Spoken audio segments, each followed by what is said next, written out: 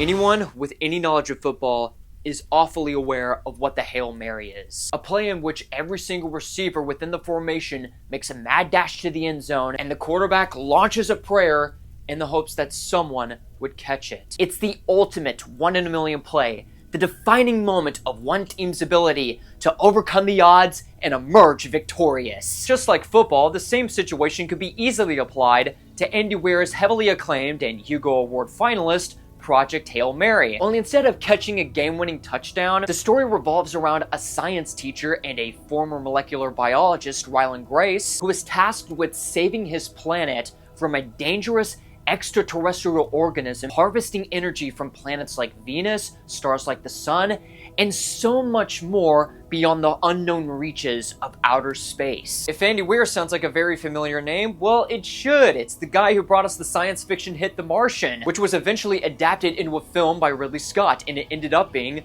one of the best films of 2015. Now, that honor of his second space survival film being adapted into a feature film is gifted into the hands of writing-directing duo Phil Lord and Christopher Miller, two prodigious, sensational filmmakers that have been known for their work on the Lego Movie and have written the Spider-Verse movies to perfection. Since their previous film that they both written and directed, which was 22 Jump Street, a pretty good, albeit a parroted rehash of the first movie, this would be their next filmmaking attempt in 12 years, which is the exact length of time that it took Richard Linklater to film Boyhood. With that kind of craftsmanship in their resume, one would come to the prediction that Project Hail Mary would actually be a really good movie. However, I hate to inform you all that it isn't a good movie.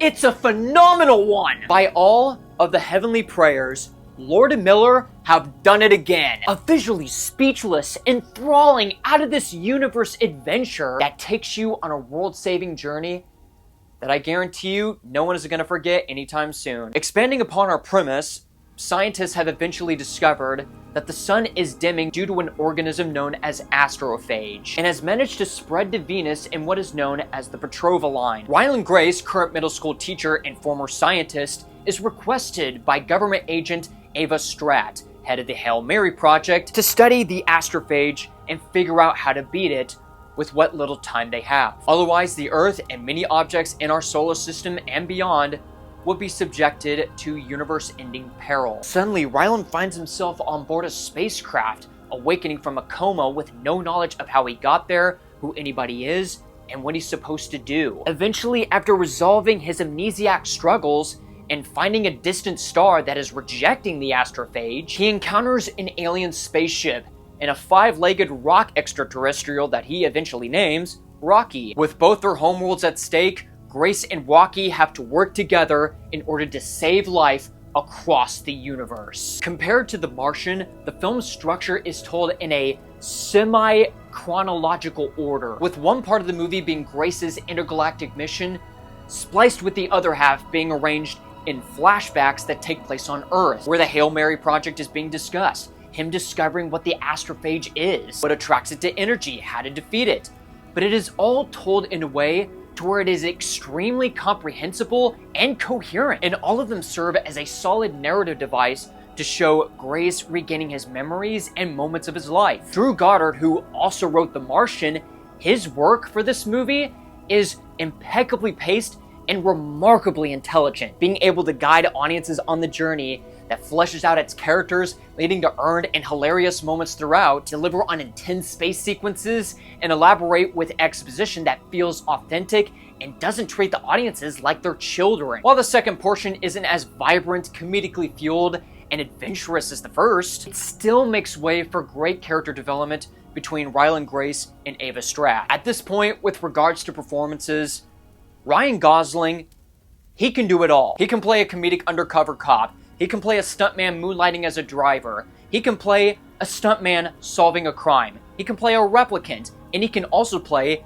the best character and the only good character in Barbie. And with this latest role, the reluctant and relatable Ryland Grace, his acting is a wonder to behold and might be one of his best performances of his entire career. Everything about Gosling's performance screams authentic from the word action. When he's interacting with Rocky and trying to figure out what exactly the little alien is trying to say, You buy his awkwardness and his confusion. When he's teaching his students in the classroom about any other subject or the betrothal line, he comes across as a very charming, captivating, family-friendly teacher who loves to lecture his students about science. When displaying that he's afraid of embarking on a suicide mission, Gosling's line delivery and emotional body language give you the idea that this is a man that is terrified out of his mind and wants to save the world, but he doesn't know if he has it in him to do it. Since A, he's not an astronaut, and B, if he doesn't do something, the Earth has 30 years until global cooling,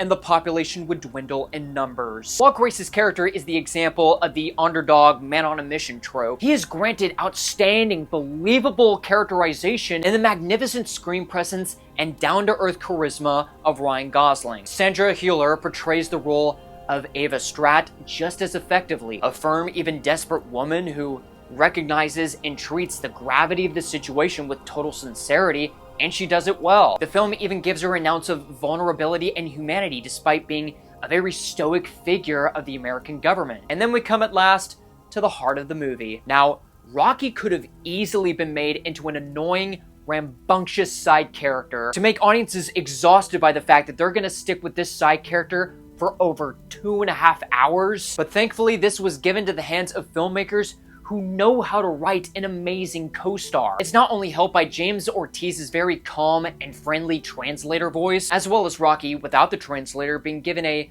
very innocent and adorable alien sound. Goddard's scriptwork does so much of the heavy lifting, giving Rocky not only a sympathetic motivation and backstory, but immaculate character development between him and Grace. In fact, the best thing that holds this film together is the camaraderie and teamwork between Grace and Rocky. The film understands that both of them have dealt with traumatic and terrible circumstances that got them to this point. They're lonely scientists and engineers trying to save their own planets and others like them. And as you watch them grow and develop a friendly bond between each other, it reminds you of the pure movie friendships that you would hardly see in blockbusters like this. Them learning both about one another, their languages, and their culture, each getting used to their other environments and how their technology operates, and even, in certain points of the film, laying down their lives for one another. And I will admit that at a certain point in the movie, I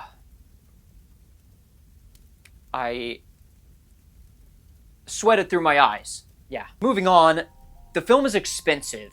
$248 million to be exact. Despite that, Project Hail Mary is a film that utilizes its budget to the absolute zenith, and how the film handles its special effects is a prime example of this. The overall look of outer space is incredible, and to successfully capture the atmosphere, Lord and Miller, rather than using green and blue screen studio backlots and sound stages, they use the same virtual technology that had been utilized in The Mandalorian and The Batman to create the impressive ambiance and immersion of a black void that is space, through realistic lighting and a warm, stimulating color palette. The fictitious planets that we come across have a mind-blowing design and attention to detail, resembling planets that could be easily a part of our galaxy. And fascinating enough, the character of Rocky is a puppet on set, rather than relying on VFX, motion capture, or other methods that would probably give away the illusion of a little alien character interacting with a human. Lord Miller and Neil Scanlon's team of puppeteers had two versions of Rocky, one that was animatronic and one that was a manual puppet. The way the team was able to make Rocky's movements so natural and grounded, as well as crafting him so meticulously, is simply astonishing, showcasing how much attention to detail the filmmakers were willing to put into this feature. Finally, what sells the movie along with its atmosphere is its music. Daniel Pemberton's score for Project Hail Mary is fantastic, blending the gravitas and wonder of outer space and other planets across the galaxy while also capturing the weight of a situation on screen, using electronic textures, synths, organic sound effects, combined with the powerful orchestra. It's like the soundtrack of Interstellar if it was attached to an actual good movie. Project Hail Mary is one of those rare science fiction films that honestly truly captured my heart. That made me want to go, this is a movie that I need to review to you guys immediately. Because in the current landscape of remakes, unnecessary, useless sequels, and other forms of Hollywood cash grabs, this is something that people need to see this instant. Even if this adaptation isn't 100% to its original source, it still works as a movie because it is able to arrest audiences with a genius, uplifting script and well-drawn dimensional characters. To give a football analogy like we referenced before, Lord and Miller are the quarterbacks, and the receivers are the audience. Once they threw the football that was their film so far into the end zone, the play results in a touchdown. Andy Weir would be proud. And until we meet again, my name is Luke Nukem, and you, my friends, have been blown away.